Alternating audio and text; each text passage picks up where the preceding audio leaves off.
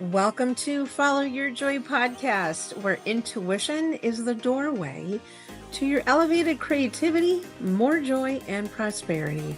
I'm your host, Marla Diane, and I've been living an intuitive life for decades as a creative. That translates to transforming creative entrepreneurs' lives for over 27 years through two businesses as a business strategist and a life designer. And prior to that, an entertainment publicist and talent manager. Follow Your Joy is an entrepreneurial resource for creatives sharing their challenge to victory stories through the lens of listening to their intuition. It's time to make joy your inner GPS for life and business decisions rather than lean on your logic and reason first. You'll not only be following what is most authentic for you, but you will live the beautiful life meant just for you.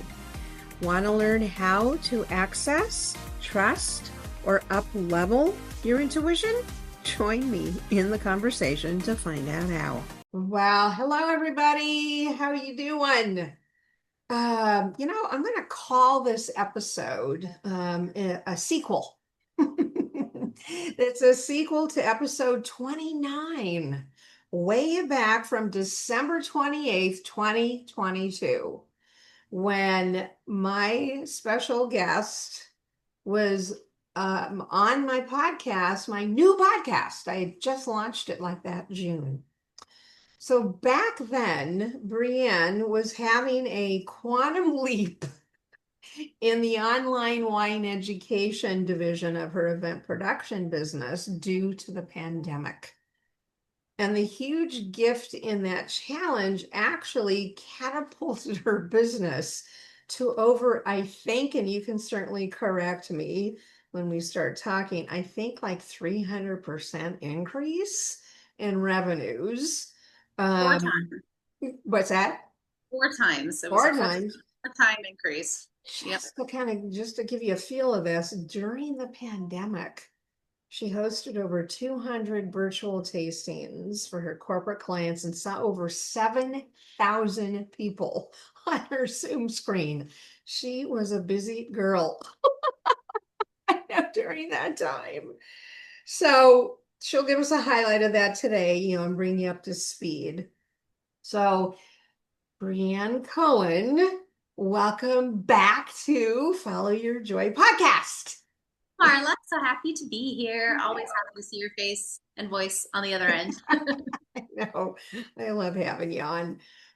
So let me give you a proper introduction before we start, diving in. And that is, of course, Brianne is the owner of Brianne Cohen Wine and Events Company, a Los Angeles based. She's a certified sommelier, event producer, close to, my gosh, 2 decades, a wine educator, and a wine journalist. She produces large-scale events such as galas and fundraisers and capital campaign events for her LGBT and performing arts nonprofit clients. And she offers wine tasting experiences for corporate groups with the goal of, and this is cool, engaging and building culture with internal teams and ERGs and allowing salespeople to connect with their clients and prospects through a shared sensory experience, obviously wine tastings, right? Mm-hmm. Her specialty is highlighting diverse, this is a great niche, diverse owned and diverse made wines like Black, BIPOC, is that how you pronounce it? BIPOC, LGBT, and women owned. So fast forward right now to the end of 2025, and business keeps getting better and more expansive, including, which she's going to share this, including loads of media invites to places all around the world, especially one of my favorite places, Italy. My gosh. So travel has definitely entered the picture, which is something she and I both love. So yeah, there's that. My gosh, so much has happened. And I want to share too how we know each other. Yeah. So we've been friends since about 2006, 2007, when we were both reinventing our lives. And we met at a travel club because we both love travel and literally started that friendship then. So by 2008, I had just started my mentoring coaching, business, and you were monetizing your love of event planning, right? So we've really kind of like right alongside, you know. And then, life, we got busy and I sure ended up circling back. My gosh, it was like 10 years later. It was May of 2018. I looked all this up. I want to make sure I got all these dates right. We circled, or I should say, I circled back May 2018, and it just happened to be she was just completing her WSET sommelier certification, right? And she wanted to figure out how to integrate her event business with the wine education and didn't know how to restructure that. Right. So we embarked on an entrepreneurial coaching, program to do all that and develop her new brand. So by January 30th, to be exact, 2020 was the day she launched her new website and her brand. And then 2 months later, a pandemic struck. And that's where you get to share all that. So let's dive in. That's a perfect segue, Brianne. Tell my audience, tell us, our creative entrepreneurs, what happened, kind of highlights from when we met to then 2020. Yeah, I mean, you told the story perfectly, and you have all the dates and timestamps and everything. And Marla was right. At that point, I had a 10 or 12-year business of producing nonprofit events. I loved what I did and still do. I love producing events, but with a mission, with a cause, with something I cared about. But I wanted to I knew there was more. Events can be a little bit wash, rinse, repeat, especially when you do one type or one style of events. And so I was looking for just a little bit more, I don't know, just like movement and dynamism in my business. And I loved wine. I studied wine. That was what Marla was referring to. I finished my sommelier certification in 2018. As I was pursuing that certification, I started a blog, a wine blog, to sort of document that process. I knew that only, my mom, a couple friends, and maybe Marla were the ones reading. This was not a money producing venture. This was just and I was never a writer necessarily, but I was like, I just want to document what's happening. People find this interesting that I'm studying wine. It's kind of an unusual thing to study. And then along the way, I kind of developed a voice with that blog of how to break down and distill down complicated wine, a subject as complicated as wine, into something digestible and chunkable and easy for people to understand. The thing about wine is it's kind of the only beverage that people think there's a prerequisite to get to enjoy it. Oh, I don't know anything about wine, people say, and I don't know what to order. And they have anxiety when they look at the wine list. They don't, they think they need to know something. And so what I like to do is, I always say my goal, I'm in the business of helping you get closer to a glass of wine that you love. Like I'm trying to shorten that timeline, that time frame and everything, and just get you closer to delicious wine in your glass. And so, as Marla said, I figured out that I had a way to talk about wine and communicate about wine. That's where wine education came in. I said, I think I can go in and do wine tastings for groups of people and get them lit up and excited and feeling comfortable when they open that wine list at the restaurant. And so I had the idea, because I was on the event side, producing events. I knew that corporate businesses, I knew that companies had budgets for team building and culture building stuff. This was, it was only a few years ago, but we've all heard of, Google is a perfect example. I'm like, are these people working, or are they playing ping pong, and they're, all of those things. There was a lot of talk about employee engagement and employee experience and all the perks and benefits these tech companies and startups and young people get now when they start these new jobs. And I thought wine tasting kind of fits in there. I wonder if I can do that. Had this, what I thought was a lovely idea. Marla and I worked on it in our coaching program. I launched it at that launch event at the end of January 2020. And I was like, all right, I'm going to go into these corporate spaces and I'm going to do wine tasting as a team building activity. I'm going to know exactly who to contact and how to do this. Not only did I not know how to contact people and how to do this, I didn't know who the right people were. It's a little bit of a challenging ecosystem to break into. But then we also had the challenge of the pandemic. So all of a sudden my idea of going into a space and doing a wine tasting was like certainly not possible come March 2020. Yeah. And so I really hadn't even done my business yet. This new business that I had launched that I had been the last year I did, for friends of friends, I would go into their office and do these tastings, but I didn't make a lot like large leaps in that year. But the pandemic hit and I was like, all right, I'm certainly not going to go into anyone's office these days. What am I going to do? Oh, and I'm also certainly not planning events at this point either. I thought virtual, everything all of a sudden, March and April of 2020, we were all starting to talk about virtual things. And so I thought, I think I can do a wine tasting virtually. I think I can figure out how to partner with people who can ship wine, and then we can all get on the Zoom just like this, and we can all be tasting the same wine and, kind of doing, I think I can figure that out. And then actually, Marley, your numbers were outdated. I think that was probably maybe from my last visit. Oh, I'm over 300 virtual. I do in person as well. We'll talk about that. But I've done over 300 virtual wine tasting experiences, mostly for corporate groups, and I'm over 10,000 people having attended my wine tasting experiences. So, wow. some people during the pandemic were, baking bread and doing all the things, and I was standing here in front of this is not a green screen, but at that point I had a green screen, and I was delivering virtual wine tasting experiences nonstop. I was very busy. I mean, because remember, I was offering during the pandemic, I was offering, these free creative roundtables just to support the event industry that we are, work in. And we all got to witness, because you were attending them, and we all got to witness just like every time you came on, you're like, oh my God, you're not going to believe this. And it just literally quantum leaped overnight. Yeah. Yeah. Remember, you were so forced into doing this in a good way Totally because forced. you were a little hesitant. I don't know if you remember this, but your mindset wasn't wrapped around it yet. And I remember kind of talking about this with you and kind of helping you with your confidence, and it's okay. It's only because you hadn't done it before. And you were just thrown into it and you did amazing.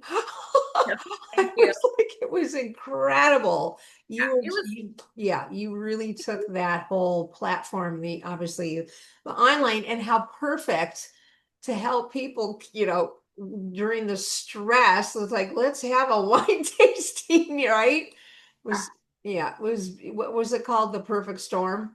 perfect storm. I always say, not all heroes wear capes. I show up and I just, like I said, get you closer to a great glass of wine in front of you. And if that's all I do, I can go to bed feeling that I brought some joy. That's what it's all about, right? Like I said, so there are some people who literally wear capes, who literally save lives, but most of us are out here just trying to leave the world in a little bit better way than we found it. My grandma always said that, and I always remember that. So Yeah. I go to bed, I'm like, okay, that was great. I had a great group of people. We smiled, we laughed, we shared some wine, we broke bread. I mean, what else is there in life? Yeah. No, it's true. It's just Simple. You go wonderful. back to the simple things. That's it. Okay, good. So let's talk about because this is also where you get to talk about travel and you get to talk about your journalism. Mm-hmm. And that is what brings you, the most joy in what you do. And I know there's a lot. Yeah. I know there's a lot, but yeah. That's a great question, and it's one that I think about a lot because I have a unique, maybe not unique, but I happen to do what I love, and that's always been my career. This is probably my third career. I think I worked in fashion for many years, and then event production that I still do, and now wine. I loved each of those things immensely, and so the joy for me is just doing something I love. I happen to figure out how to make that work and be a job and get a paycheck, and support myself. So that's great. And at the end of the day, I mean, like I said, I was joking about wine, but I mean, I like to help people and I like to solve problems. I mean, I come from my grandmother, who I mentioned earlier. I mean, she's one of the biggest impactful people in my life, and she gave her life to others. Like that was what she did. I'm doing it a little bit of a different way, but that's just, I always grew up with that ethos, and something important is that I wanted to help people. That's where the nonprofit event comes in. I can take my skills and talents planning a party, but it's actually that party is raising funds to save people's lives, and so I feel really good about that. And with wine, like I said, it's not going to save the world, but things are complicated, the world can be difficult, and sometimes we just need to go back to the simple things. And so helping people is important, and that brings me so much joy in all I do. And solving problems. I mean, I'm just sort of a natural. I think I was my mom. I don't think my mom has told stories about being a little kid, and I was project managing and trying to organize things at 4 years old. And it's my mind has just worked in that way. Is that I'm just a very like sort of detail oriented kind of like type A and just solve problems. And an event producer is, Marla, I mean, you've worked with so many event producers. Yeah. It's like a professional problem solver, professional psychologist, professional, whatever comes your way, natural disaster, pandemic, emotional drama, you have to like figure that out for your clients. And so those two things are really the joyful things in my life. And then, like you mentioned, the travel also is getting to travel so much for my work is super joyful because I find joy in seeing the world, period. I know. So, share a little bit about that. I mean, let's hear, a little of the details, places you've gone, I know it's the media is inviting you. And I mean, what does all that look like? Because look, you can't help, right? Anyone that's listening to this, you can't help. Oh my God, that sounds so glamorous. Wow. How fabulous that is that you've been able to obviously monetize it. So being the travel, we both love that. And I know many, many people do. So yeah, so share a little bit behind the scenes about what that means. Of course. Yeah. So the travel comes from the writing side of my business, the journalism side. So kind of speaking to what I was talking about earlier about starting a blog in 2015. So 10 years ago is when I started a blog on my website, documenting my journey, doing my sommelier certifications.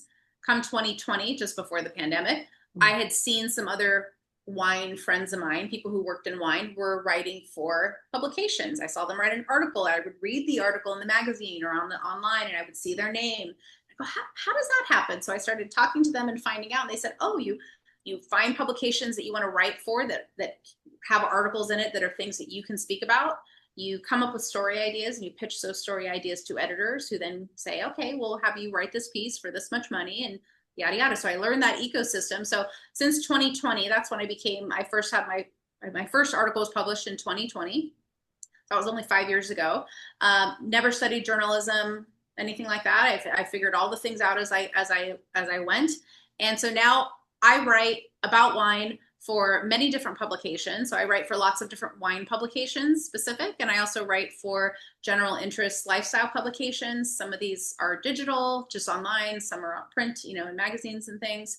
And I absolutely love it. I love communicating. It goes back to my initial goal, like when we were developing what my service offering was in wine, is I wanted to communicate about wine. So to me, I'm doing all the same things, just different ways. So I could be in front of a group of 35 people seated, doing a wine tasting experience, teaching them about the wine.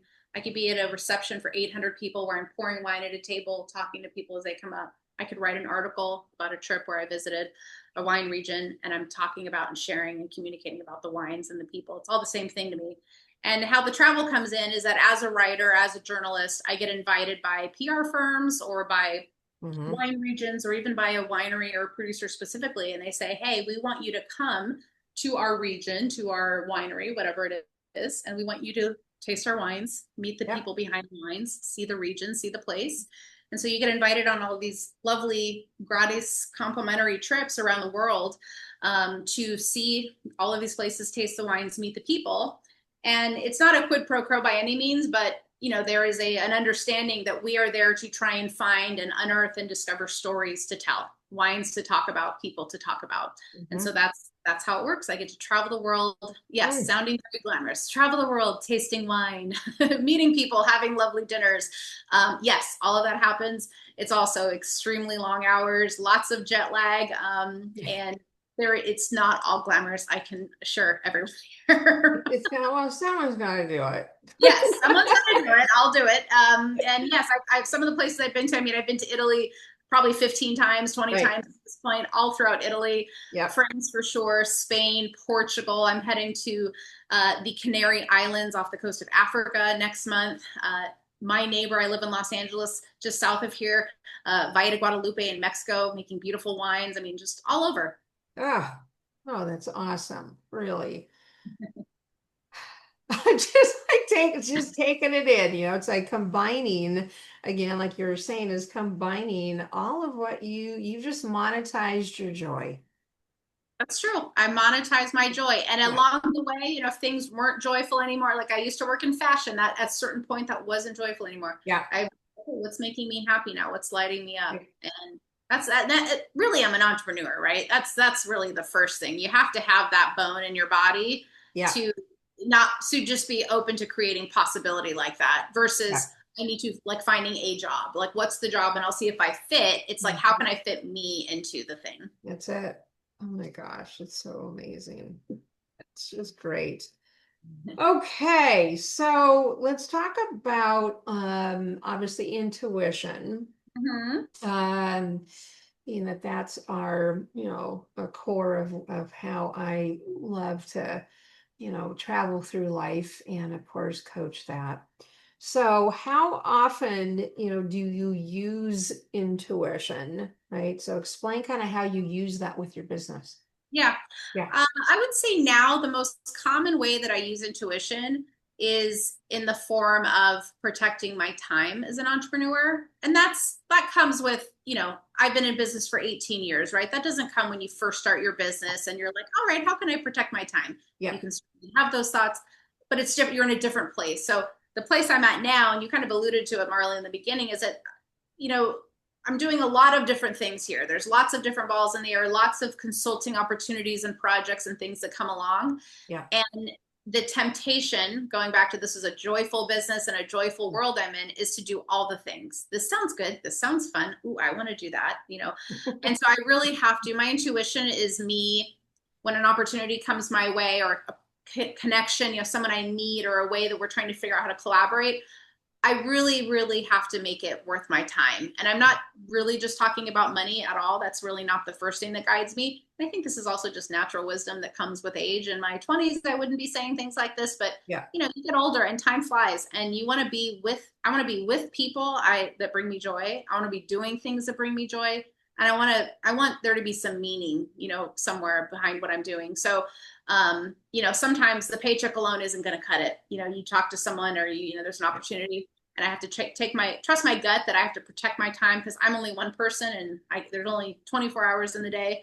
And I got to figure out how to spend that time. So I would say the biggest way these days is really like vetting opportunities that come my way and thinking about, what do they say? Like the 3 Ps, right?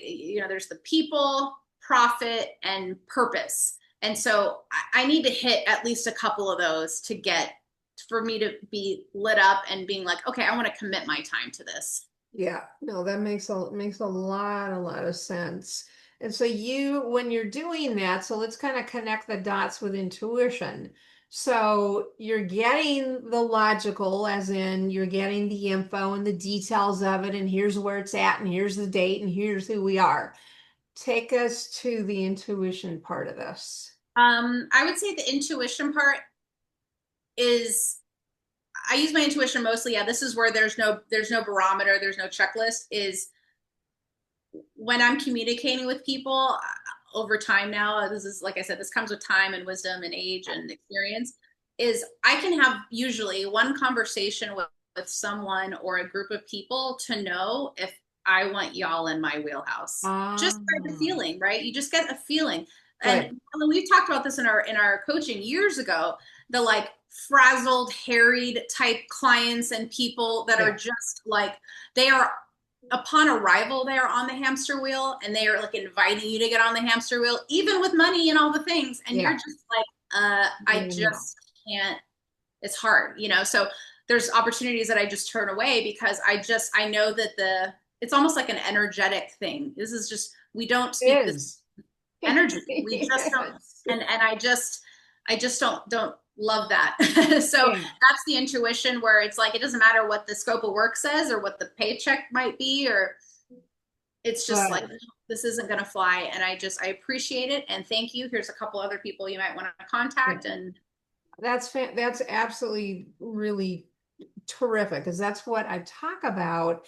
That's what I aspire for all, entrepreneurs to do is using your intuition, not just in your personal life, but especially in your business, I'm sure it comes up, my gosh, every time you're pouring wine and doing wine tastings. That's just a natural part of who you are. But when you're making these types of decisions and you really explained it well, which is, look, I mean, when I'm talking with somebody as a potential client, is this the right vibe? Right. And that's what I'm hearing is you're checking in. Right? Mhm. You are making decisions for your business, for your livelihood, for your joy.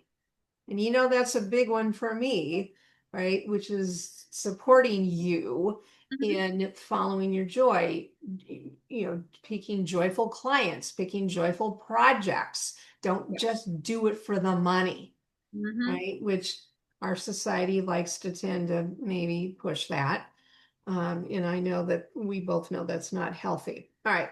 So anyway, I'm really happy to hear that you're like, no, it doesn't feel right. Mhm. Next. Yeah. Terrific. Okay. Love that.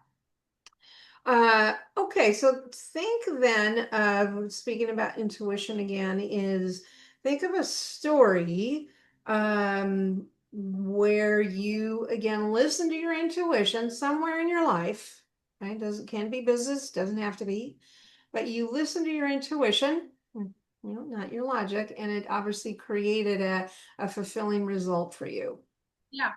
I think just because I'm in the business mind right now, because that's kind of some of the Yeah. things we're talking about. That's where my example is.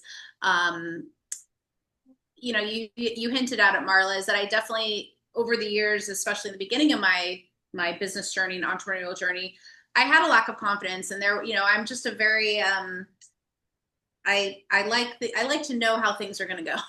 So whatever we want to call You that. like predictability. Yes, I love routine and predictability is my favorite thing. Spoiler alert, for my husband, it's the opposite. So we are Yeah. these very opposite people. But I was writing about wine, and I loved writing about wine. I was writing for consumer facing publication. So I was writing for, if you're listening and you love to drink wine, I wrote an article for you. You were at the dentist's office, you open up the magazine, it said, I'm a certified sommelier. These are my 5 favorite wines at Costco. And I wrote that article, and I gave you 5 great wines that you might have picked up at Costco. Loved writing those. It's a more casual tone and casual voice, just kind of how I'm talking now. And I would always see and read these, because I love reading about the business of wine. I would read these articles about the business of wine and thoroughly enjoyed them, but thought that that wasn't for me. I'm not a writer, a technical writer on the business side, and I don't know how to do that, or I can't do that. Not my Yeah. thing. I don't know how that would go. Going back to the unpredictability, so I never even put myself. I never threw my hat over the wall for those opportunities because it just didn't feel like my thing.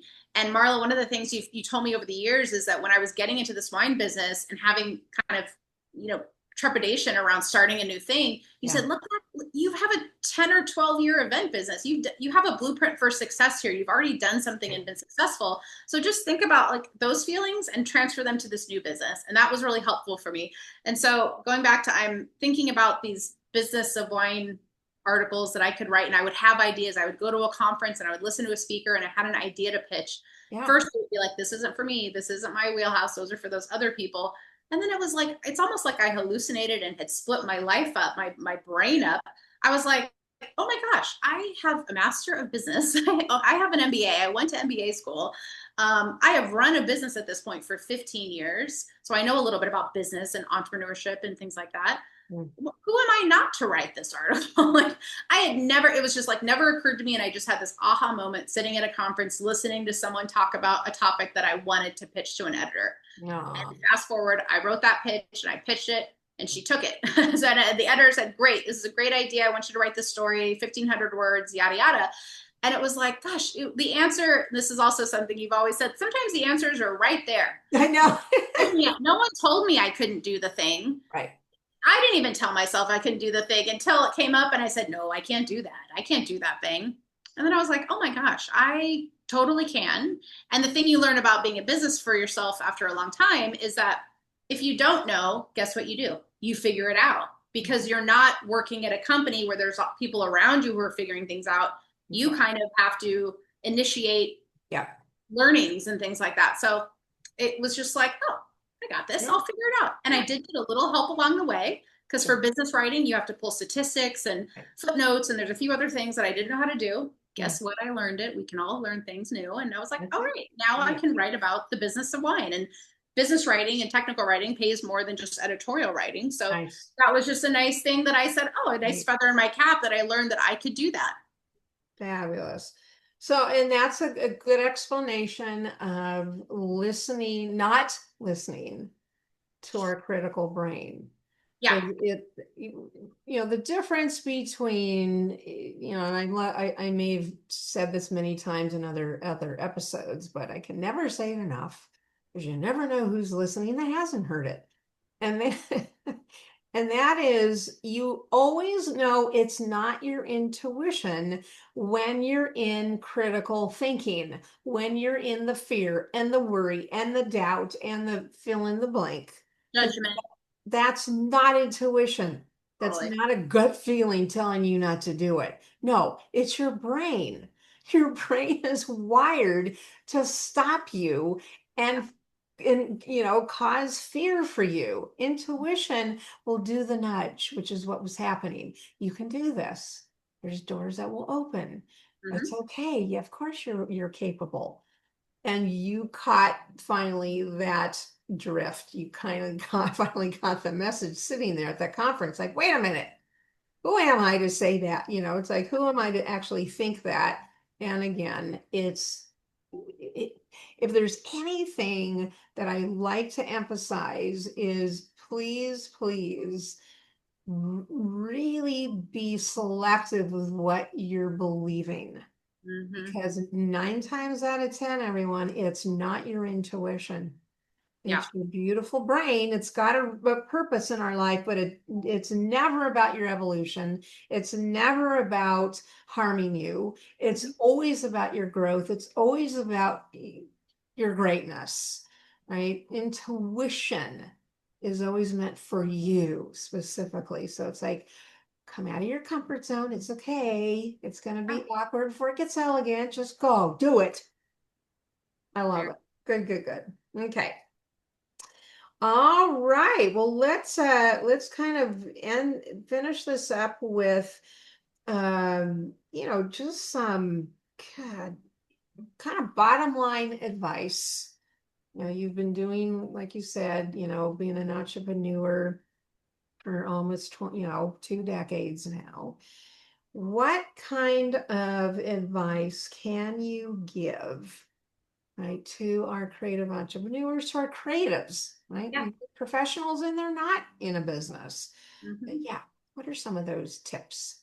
Especially, I mean, it's really my advice is really specifically for creative entrepreneurs and professionals, because that's the umbrella that I fall under. So I totally get that world. You've been in it for a long time. So you see, going back to the wisdom only comes with time. You can't speed it up or anything.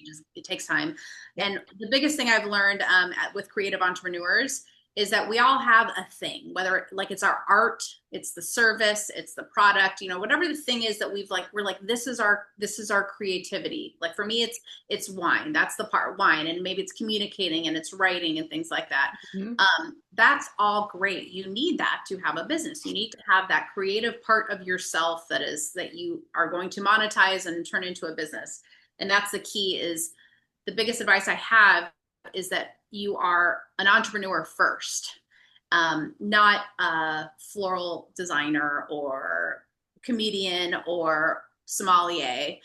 You can be that. And I'm not saying this is go to the side. It doesn't go far away. It's just that you first have to know how to run a business, and you won't know it first. You're going to have to learn. You're going to have to take some classes, talk to other entrepreneurs who will give you advice.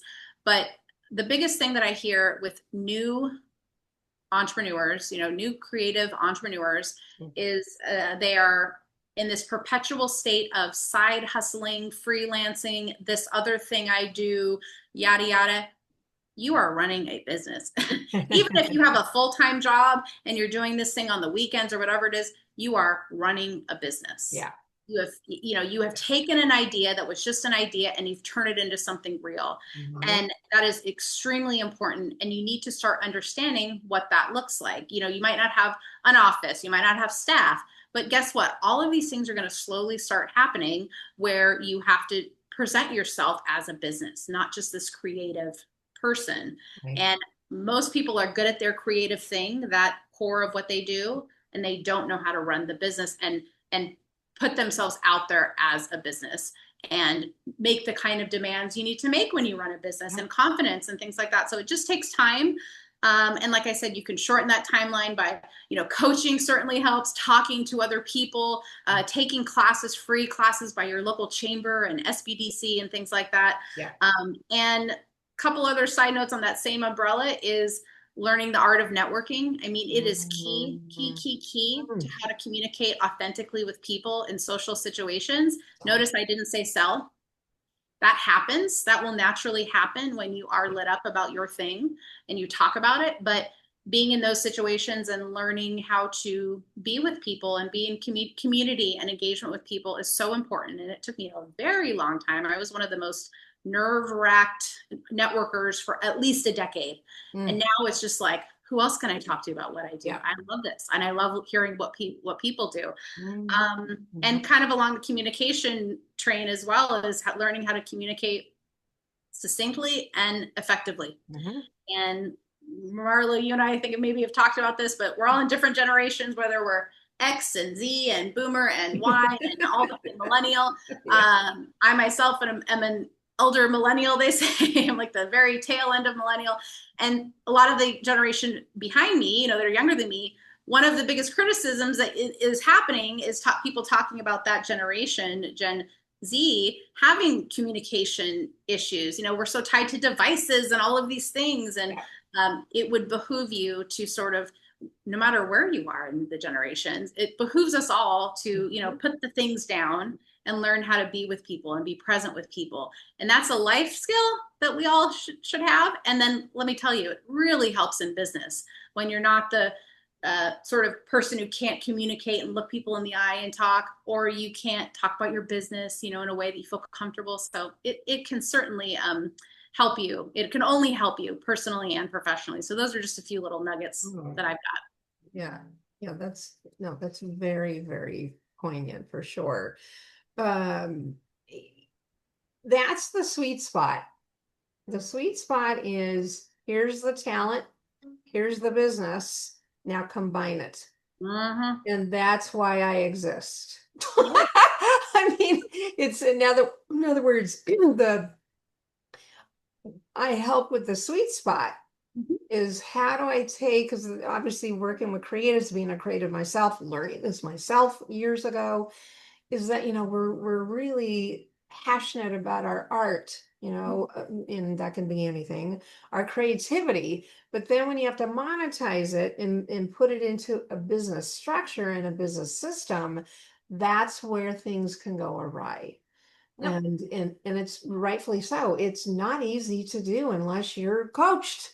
It's no different than being a professional athlete. You're going to get out there and play baseball and football on your own without a coach? I don't think so.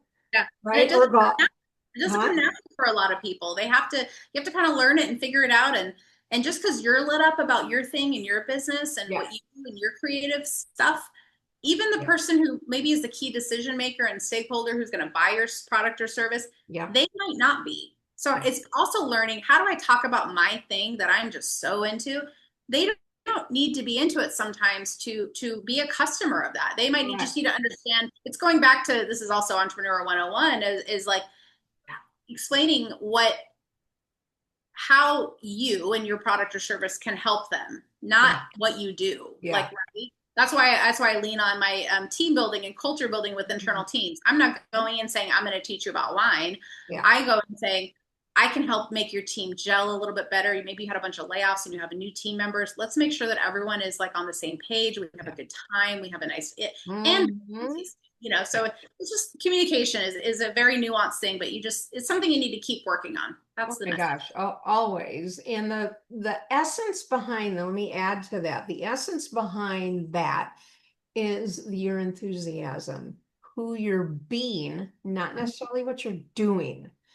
Who you're being. So obviously that passion, I mean, it's the standard and kind of basics of life, is when you're excited, genuinely excited about what you're doing, people feel it and they want to be around it. Yeah, they want to be a part of it. You want to be a part of it. So that's super important. And an interesting point I wanted to make around someone that you and I both really enjoy, Simon Sinek, and I'm watching one of his podcasts, and it was about the Gen Z and the Gen X and the, well, not Gen X, but the, what is it, Gen, whatever the gens are. And he asked her, what's one of the most important skills that you, and he was interviewing, can't remember her name. She was an incredible, I think a psychologist, and communicator, relationship builder. And he says, what is one of the best skill set for the younger generation? And she Mhm. says, talking to strangers. Hmm. Talking to strangers. And she went on, very much like what you were saying, with networking and communicating and learning how to, for your business, is the younger generation. Look, we love you. I got a son who's 34. I'm not talking from not experience here. The point is, the younger generation, you're right, they don't know how to talk to strangers because they're living on their phones, right? They're not, they're the generation that was born with a phone in their hand. And all of you out there that are perhaps in that generation, if you are, please take your phone with you. That's cool. No one's going to take it away. But please learn how to talk to strangers and look up from your phone. Yeah. That's what she was saying, is learn how to have, and she brought it into the workplace. She says, if there's anything for those of you that, and they were on the discussion around, getting a job and so forth. She says, one of your best skill sets is that, because what do you do when you first start a job? You're Yeah. talking to strangers. You're getting to know True. people at Yeah. your workplace. So anyway, all that to say, I hear you. I agree with that, especially being an entrepreneur. Networking is building relationships. What else can you say about that that's not important about it, right? It's always important.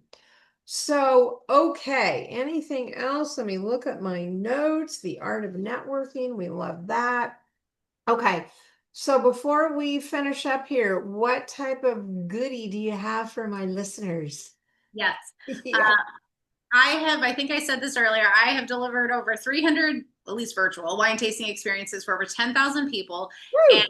I kept hearing over and over, and I still do. I just did Yeah. an event 2 days ago when I heard one of these questions asked. I keep hearing the same questions. I always say, I'm your pocket sommelier, I'm your wine person, here.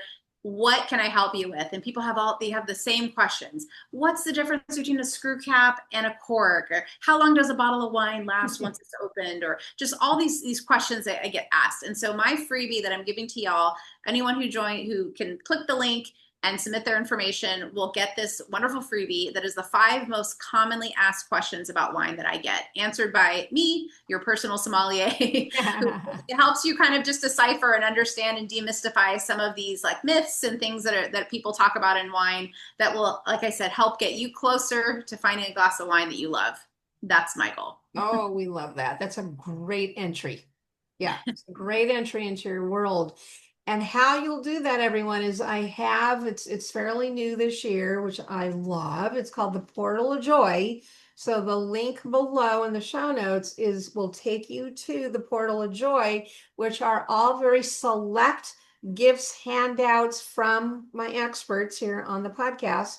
So you will find Brianne's, right, opt in there. So you first opt into the Portal of Joy, and you'll not only have access to her answers to the 5 most commonly asked wine questions, but you'll have access to all the other experts from, right, the podcast that we selected for that. They have to be high value downloads. And obviously, Brianne's fits that beautifully. So once you're in there, you get to have a heyday. So please click the link below for the Portal of Joy to grab Brianne's download. All right, my dear. So thank you so much again. Like I said, the sequel 3 years later.